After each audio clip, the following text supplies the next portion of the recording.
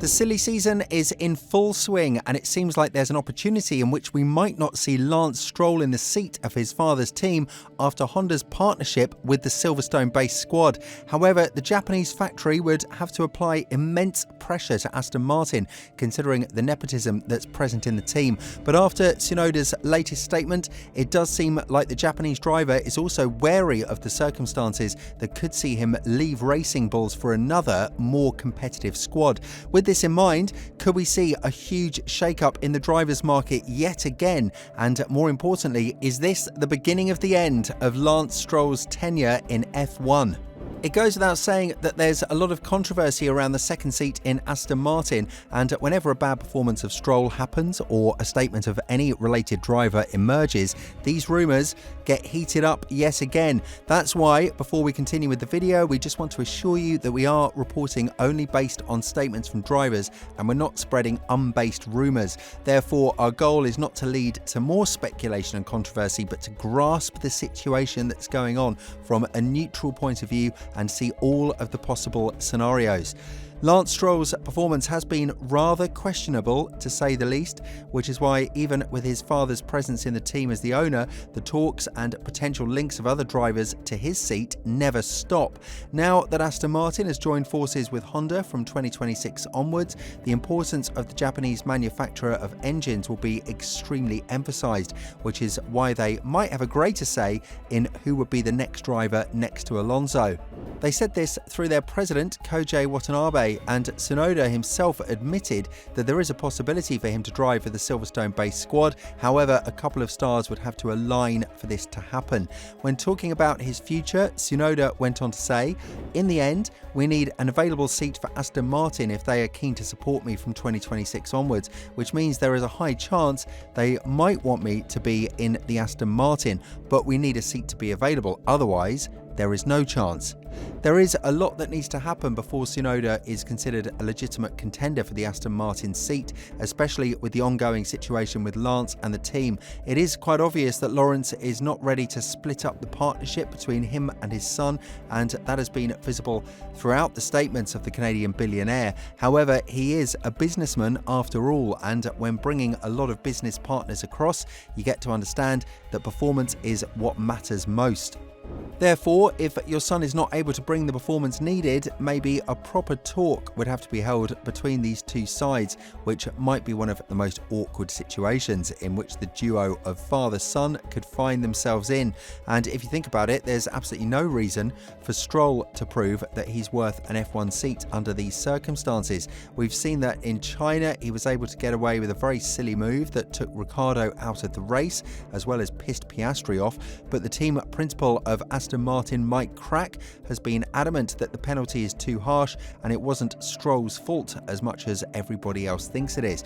Therefore, to believe that his seat will be under threat under the conditions in which Aston Martin currently operates is kind of silly and far-fetched, whether we like it or not. However, the situation can change drastically in the upcoming period, especially with new partners knocking on the door. Honda themselves said that it would be their utmost goal to have a duo of drivers who could win races and championships and not fight for scrap points. As all things stand, that is not possible right now because the team lacks a solid second driver that would push the car to the absolute extremes, something that McLaren, Ferrari and Mercedes all have in their rows.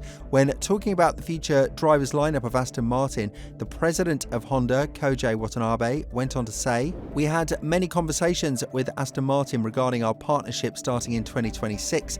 During that time, we exchanged opinions about drivers too, and we shared an understanding between us and Aston Martin that Alonso was definitely a top-class driver. Aston Martin asked us if there would be any problems from Honda if they extended Alonso's contract, and the situation was shared at various stages. But Honda did not make any requests regarding this matter. In any case, we should naturally discuss what kind of driver lineup we need to win." From a logical point of view, it's quite evident that Honda would have a big say in who would end up in Aston Martin, not just because they're taking extensive care of their drivers, but also due to the 2026 regulations. As all things stand, the reduction of downforce by as much as 40% compared to the current regulations would put Aston Martin in a very interesting position to fight for the championship. And again, in order for them to do that, they need a strong pairing of drivers rather than a one-man show with Alonso. If you put yourself in Honda's position, you'd understand the magnitude of the situation that the Japanese team found themselves in. They will exit a partnership with Red Bull that was very successful, and if nothing changes until 2026, it will embark on a mission that saw Honda win Drivers' Championships ever since 2021 and Constructors' Championships ever since 2022. This is very important because they wouldn't be interested in fighting in the midfield and celebrating P5 and P6 finishes from their drivers, although the harsh reality of the Silverstone-based squad right now is that even this is a great result for them, as they managed to be slower than Haas and Racing Bulls in the Miami GP, hinting towards yet another downward effect of their performance. But then again, we must return to reality and see the situation as it actually is. Lance Stroll has the unreserved support of team principal Mike Krack, which might be influenced to a greater extent by the team owner Lance Stroll. When talking about the future of the Canadian driver, Krack was adamant that there is no place for another driver, replicating the answer of Lawrence as well. Further adding, last period the news were around Alonso, but we also know that Aston Martin is Lance's home. We know that, and the whole project has always been around him, so we look for continuity. I have always said that is very important, so we will see in the next few weeks where we end up with Lance. I'm quite positive that this wouldn't have happened if Lawrence didn't own the team, because in the ruthless environment of the Racing Bulls, formerly known as AlphaTauri, as well as other teams, if you tend to underperform, generally you're shown the exit door. That was the case with Nick de Vries, and that's very likely what's going to be happening with Logan Sargent if he doesn't start putting more effort into his driving. Be that as it may, Lance is almost certain to get away with any shenanigan he can, and the primary excuse right now, or reason, whatever you want to call it, for Aston Martin sticking with Lance is the technical expertise that he has that is pushing the team in the right direction. There is a possibility in which the technical expertise can be extracted without Lance being the primary driver of Aston Martin, but that would involve Lawrence swallowing his ego and understanding that his son is not what he believed to be, putting him in a situation to demote him to a sim driver, reserve driver, or maybe even in another championship that Aston Martin represents.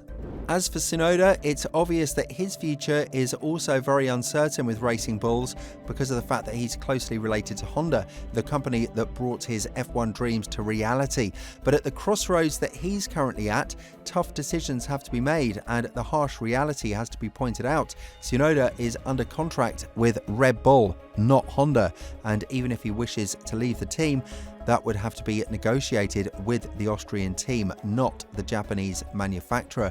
Helmut Marko pointed towards this as well, but with Liam Lawson desperately knocking on the door and threatening to look for another seat if Red Bull do not offer him the opportunity to drive for Racing Bulls, there might be some internal shifting in the Austrian squad that could see Tsunoda either being promoted or lose his seat, or even worse, be put head-to-head with Lawson and get outperformed, which would be very bad news for his career.